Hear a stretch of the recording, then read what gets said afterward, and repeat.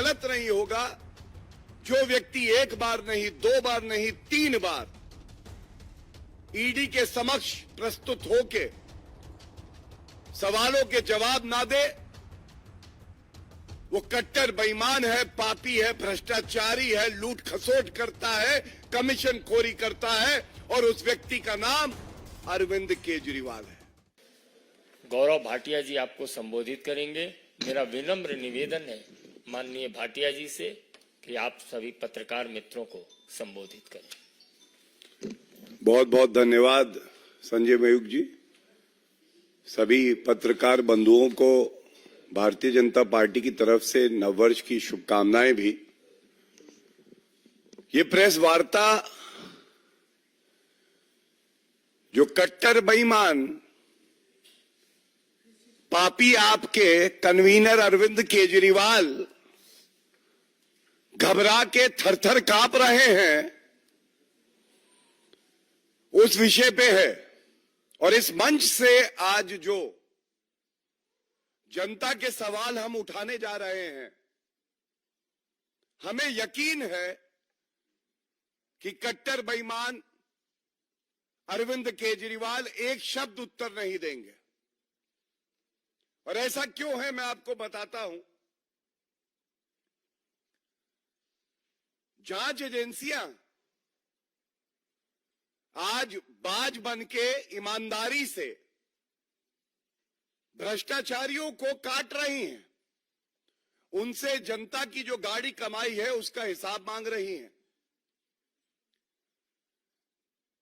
लेकिन कट्टर बेईमान अरविंद केजरीवाल जो कभी ये कहते थे कि भारत से भ्रष्टाचार को खत्म करना है, ये दीमक है, आज भारतीय राजनीति का वो भ्रष्टाचारी दीमक बन गए हैं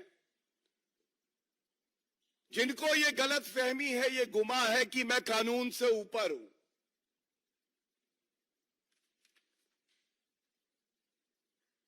ये कहना गलत नहीं होगा। अरविंद केजरीवाल घबराए हैं, इसलिए मन ही मन कह रहे हैं, लागा चुनरी में दाग छुपाऊं कैसे, किया है भ्रष्टाचार ईडी के पास जाऊं कैसे।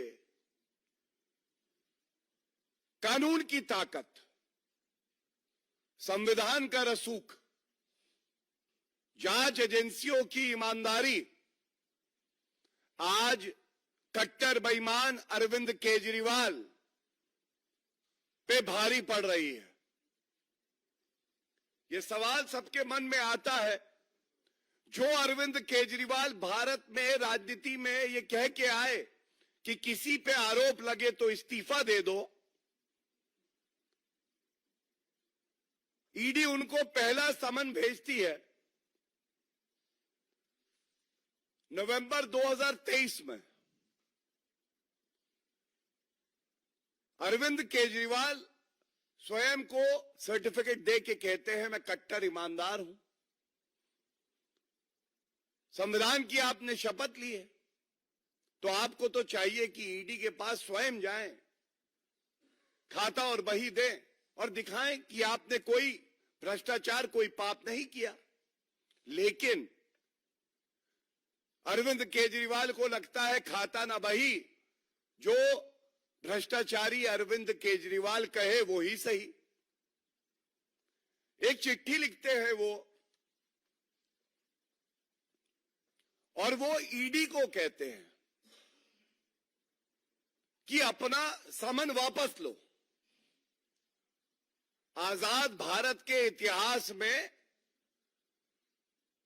ऐसा कभी नहीं हुआ होगा कि किसी ने जांच एजेंसी को कहा हो कि मैं तुम्हें आदेश देता हूं। भ्रष्टाचारी पापी अरविंद केजरीवाल ईडी को कहता है कि समन वापस लो। अच्छा, इसके साथ वो ये भी लिखते हैं कि अभी 5 प्रदेशों में विधानसभा चुनाव हैं और मैं बहुत बड़ा नेता हूं, स्टार कैंपेनर हूं, इसलिए मैं इस समन का पालन नहीं करूंगा और मैं चुनाव में व्यस्त रहूंगा। ये बात और है कि आंकड़े कहते हैं कि मध्य प्रदेश, राजस्थान और छत्तीसगढ़ में नोटा से कम वोट आए उनके। वो आंकड़े मेरे पास है, लेकिन मैं उसमें नहीं जाऊंगा। जो आज मुख्य मुद्दा है, हम उस पर रहेंगे।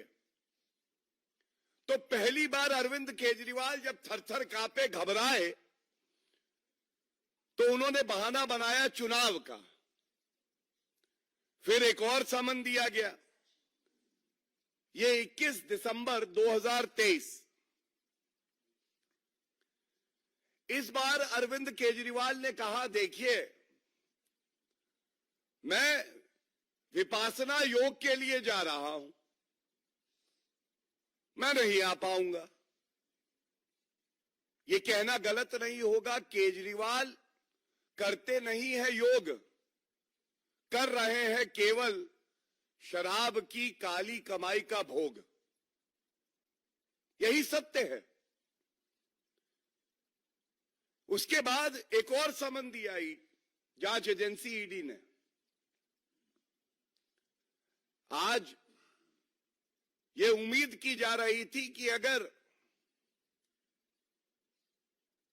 थोड़ी भी मर्यादा अरविंद केजरीवाल में बची है, कानून के प्रति उनका सम्मान अभी जीवित है, तो वो जाएंगे और सारे प्रश्नों के उत्तर देंगे। हम तो हमेशा कहते हैं, अगर आपने बेईमानी की नहीं तो डरना कैसा। दूध का दूध और शराब की शराब हो जाने दीजिए, सत्य सामने आ जाने दीजिए। लेकिन आज एक और नया बहाना आया। लोकसभा चुनाव है, इसलिए हमें परेशान किया जा रहा है। नहीं अरविंद केजरीवाल जी, एक बात आप भी जान लीजिए, जनता ये जान चुकी है आप कट्टर बेईमान हैं, पहला। दूसरा, जनता ये जानती है कि आप ही घोटाले के किंगपिन हैं। तीसरा, आप थर-थर कांप रहे हैं क्योंकि आप जानते हैं, जो बात हमने हमेशा इस मंच से कही है, जैसे जैसे जुड़ रही है कड़ी, वैसे वैसे अरविंद केजरीवाल के पास आ रही है हथकड़ी।